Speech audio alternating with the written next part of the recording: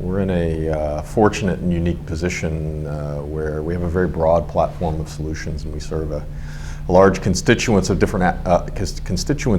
actors in the supply chain: enterprise shippers, consignees that are receiving them from the enterprise shippers, suppliers that are providers to the enterprise customers, freight forwarders, 3PLs, airlines, carriers of various types, right? So we have a lot of parties, government agencies, parties involved in the supply chain that are a part of the Descartes community, and we have a very large solution footprint that addresses point needs in some cases for each of those players. But when you can put things together that cover, what in some cases are the white spaces on how those two players in a bilateral relationship or even in a three-party relationship in some cases come together to execute movements in the supply chain, there's some additional value that can be created, some friction that can be taken out of the supply chain for those parties. And that might translate in today's inventory coming out of the supply chain. It might translate into better cost negotiations with the carrier if you can settle with them more quickly through systems that you're using, and the ability to both look at invoices online at the same time, remove this back and forth billing process out of the equation, and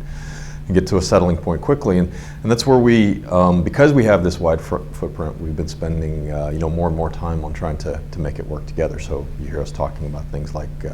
fleet and for hire being brought together because we have deep capabilities in both transportation management and routing and scheduling. And if I can leverage my fleet for supplier pickups and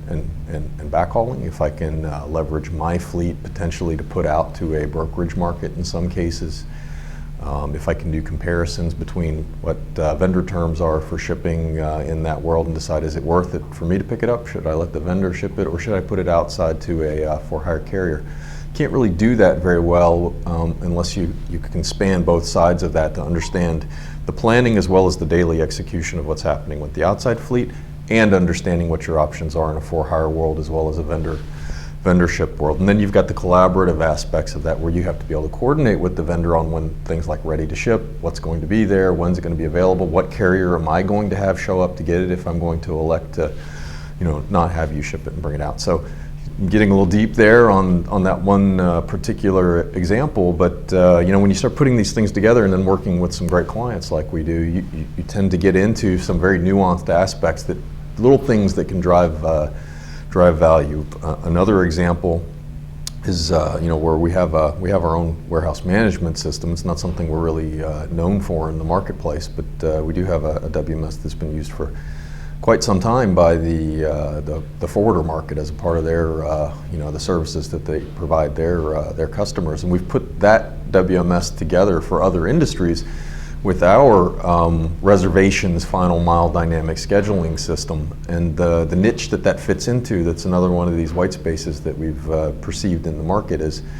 I've got my big warehouse and I've got my big warehouse management system, but then I have satellite facilities where maybe I'm working with contract delivery agents, or I have a satellite operation of my own. That's a small footprint, a little more than a cross dock in some cases, right? So maybe there's some, more than a few hours worth of inventory being stored there.